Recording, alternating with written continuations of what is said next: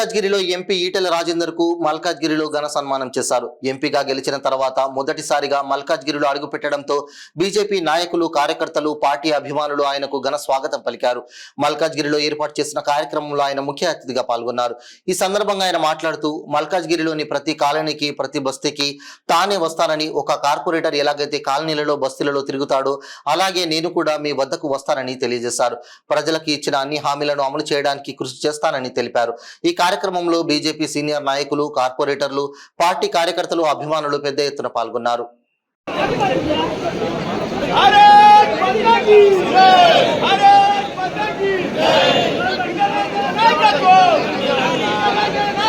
తెలంగాణలో 17 స్థానాల్లో మీ అందరి యొక్క రాత్రిమాల కష్టపడి, మీ అందరి యొక్క కృషితోటి, కార్యకర్తల యొక్క కష్టంతో మన యొక్క మల్కాజ్గిరి పార్లమెంట్ నియోజకవర్గాన్ని దేశంలోనే అత్యధికంగా పెద్ద నియోజకవర్గమైనటువంటి మల్కాజ్గిరి పార్లమెంట్ మనం ఘన విజయాన్ని సాధించుకున్నాం. మన యొక్క అభ్యర్థి ఈటెల రాజేందర్ గారిని పెద్ద మెజార్టీతో గెలిపించుకోవడం జరిగింది.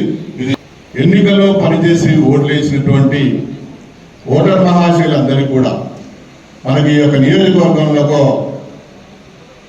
ఈ యొక్క పార్లమెంట్ నియోజకవర్గం 9 లక్షల పైగా ఓట్లు వచ్చినాయి.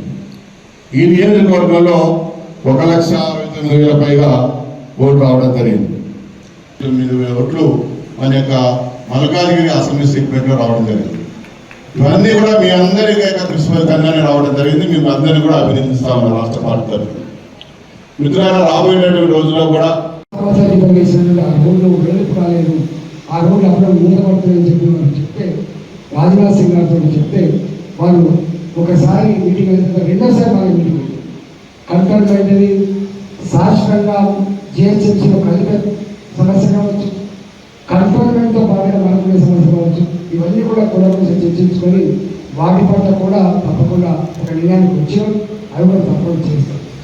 ఎందుకు చెప్తున్నా అంటే మా వాళ్ళు అనౌన్స్ చేస్తున్నారు ఏమని, కాలనీల వారిగా సమస్యలు డెఫినెట్గా నేనే వస్తాను. జనరల్గా మీరు రెగ్యులర్గా కలిసేవాళ్ళు కార్పొరేటర్, అప్పుడప్పుడు కలిసేవాళ్ళు ఎమ్మెల్యే, ఎప్పుడో కలిసేవాళ్ళు ఎంపీ. కానీ నేను కార్పొరేటర్ లాగానే పనిచేస్తాను.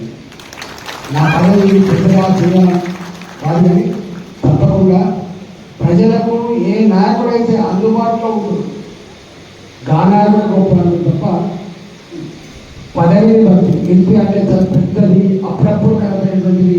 ఇది అందరి ద్రాక్ష పండుగలాగా ఉండాలని కోరుకోవట్లేదు. ఇది అందే ద్రాక్ష పండుగ ఉండాలని కోరుకుంటున్నా.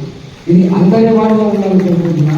అందరి నాయకుడిగా చలామణి కావాలనుకుంటుంది తప్ప నేను ఏదో ఎక్కడో ఉండేటువంటి భావన నాకు నేను ముందే చెప్పిన.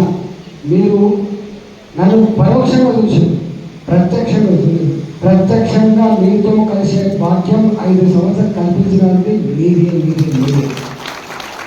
నాకు కార్యకర్త అయినా నాయకుడైనా అదే భావంతో ఉండేటువంటి చేసి తప్ప నేను మీరే అలసిపోవాలి తప్ప నేను అలసిపోయే ప్రసక్తి ఇప్పుడే నేను ఈ